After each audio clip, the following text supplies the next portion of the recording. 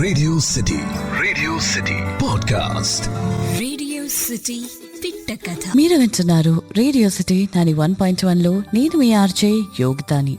పులిని చూసి నక్క వాత పెట్టుకున్న కథ మనం ఎప్పుడో చిన్నప్పుడు విన్నాం. అది వాస్తవంలో కూడా చాలా కరెక్ట్ అన్న విషయాన్ని రియలైజ్ కూడా అయ్యాం. మరి సిమిలర్ స్టోరీ ఇప్పుడు చెప్పడానికి రెడీగా ఉన్నాను మన పిట్ట కథలో.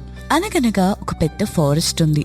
అక్కడ పులిలు, మేకలు, జింకలు, చిన్న చిన్న కుందేళ్ళు ఇవన్నీ కూడా బతుకుతూ ఉంటాయి. పాములు, ఒక్కొక్క జంతువు దాని పొట్ట కోసం ఇంకొక యానిమల్ ని చంపి తింటూ ఉంటాయి. ఒకరోజు ఇలానే ఒక కాకి తన ఆహారం గురించి ఎగురుకుని కడుపు నిండా తినిన తర్వాత వచ్చి ఒక చెట్టు మీద వాలింది. వాలి నిద్రపోతున్న సమయంలో ఆ చెట్టు దగ్గరికి ఒక కుందేలు పిల్లొచ్చింది. వచ్చి కాకి కాకి ఏం చేస్తున్నావు అని అంటే, ఏం చెయ్యట్లేదు అని అన్నదంట. అదేంటది ఏం చేయకపోవడం అంటే, అందరూ ఏదో ఒక పని చేస్తూనే ఉంటారు కదా, ఆలోచన, ఊపిరి పీల్చడం అండ్ అలానే తన ఆహారం గురించి వేటాడడం, ఇలాంటివన్నీ చేస్తూ ఉంటారు కదా.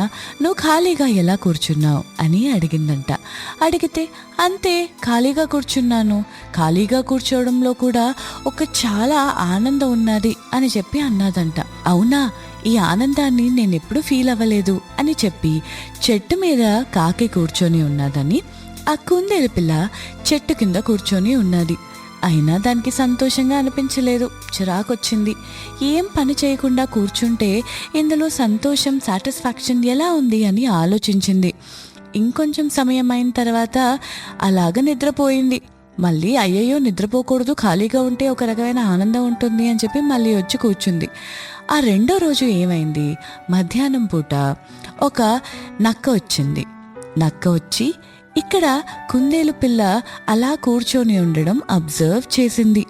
వెనుక నుండి మెల్లిగా వచ్చి ఆ కుందేలు పిల్లని లట్టుక్కన తినేసింది. సో దీన్ని బట్టి మనకు అర్థమైంది ఏంటి అంటే, అవతల వాళ్ళు చేశారు కదా అని మనం చేయకూడదు. ఖాళీగా కూర్చొని ఏం చేయాలా అని ఆలోచించడం కూడా హానికరమే. ఎందుకు అంటే, ఒక పక్క టైం వేస్ట్ అవుతుంది, ఇంకొక పక్క ఇంకొకరికి మనం ప్రే అయిపోతాం. సో అందుకనే లైఫ్లో ఎప్పుడు ఏదో ఒక పని చేసుకుంటూనే ఉండాలి. ఖాళీగా ఎప్పుడు ఉండాలి, మనసు శాంతి చేసుకోవడానికి గుడికి వెళ్ళినప్పుడు, లేకపోతే రాత్ర పడుకున్నప్పుడు. అందుకనే అంటారు, ఎవరు చేయాల్సిన పని వాళ్ళు చెయ్యాలి. అండ్ జీవితంలో ఎప్పుడు హైట్లో ఉంటేనే మనకి సేఫ్టీ ఉంటుంది అన్న విషయం కూడా రియలైజ్ అవ్వాలి. చాలా చక్కనైన స్టోరీ విన్నారు కదా. ఇంకా అమేజింగ్ స్టోరీస్ వినడానికి కీప్ లిస్నింగ్ టు మీ ఓన్లీ ఆన్ రేడియో సిటీ 91.1. నేను మీ RJ Yogitha. Radio City podcast.